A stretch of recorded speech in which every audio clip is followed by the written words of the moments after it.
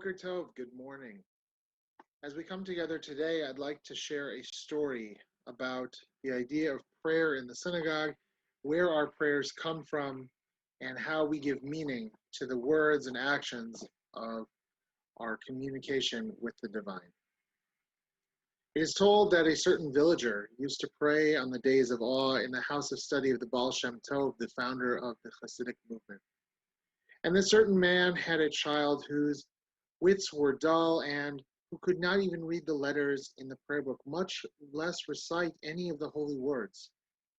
His father had decided never to bring him along to the city because, in his mind, the boy was completely ignorant. But when the boy became a bar mitzvah, his father took him with him to the city for Yom Kippur, now that the commandments were incumbent upon him, so as to be able to watch him and keep him from eating out of, as the father thought, simple ignorance. Now this boy had a little flute on which he used to play all the time when he would sit in the field tending his flock. He took the flute with him from home and put it in his coat, even though his father didn't know about it. And the boy sat in the house of prayer all day that Yom Kippur without praying, because he did not know how. During the Musaf, the additional prayer that is added after the morning service, he said to his father, "Father, I want to play the flute." And his father became terrified and spoke sharply to his son, and the boy had to restrain himself. During Mincha, the afternoon prayer, the boy repeated again, "Father, let me play on my flute." Seeing that the boy wanted badly to play on his flute, his father said to him, "Where is the flute?" The child pointed to the pocket of his coat. His father therefore held the child's pocket in his hand to keep the boy from taking out the flute and playing it on this holy day. Holding the pocket with the flute in this way, the man stood and prayed Ne'ilah, the closing prayer of Yom Kippur. But in the middle of the prayer, the boy forced the flute out of his pocket and blew a blast so loud, all who heard it were taken aback. And when the Baal Shem Tov, the holy man leading the prayer, heard the sound, he shortened his prayer and ended the service. Afterwards, the Baal Shem Tov said, "With the sound of this flute, this child lifted up all of my prayers and eased my burden.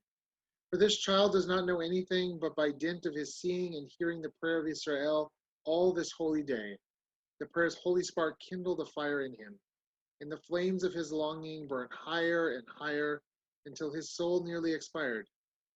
Because of the strength of his longing, he played the note of his heart truly, without any distraction, for the sole sake of the name of God.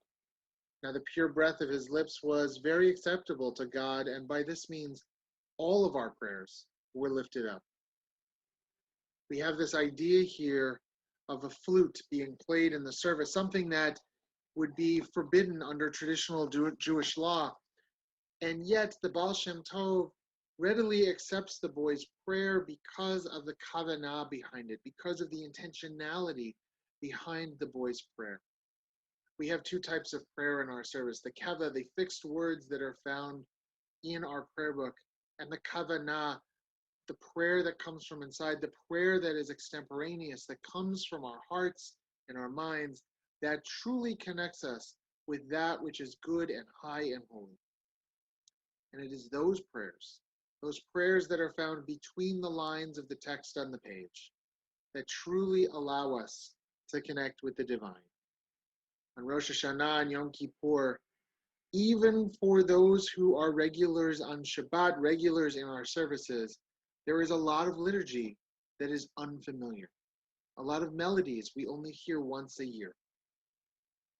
But when we open ourselves to accessing the divine, to finding ways to connect with the pure prayers of our hearts, whether through singing or nigun, wordless melodies, or through the words on the page or the words of our hearts, we truly can connect with God, connect with a spiritual moment that will allow us to open up to all of the possibility of this new year.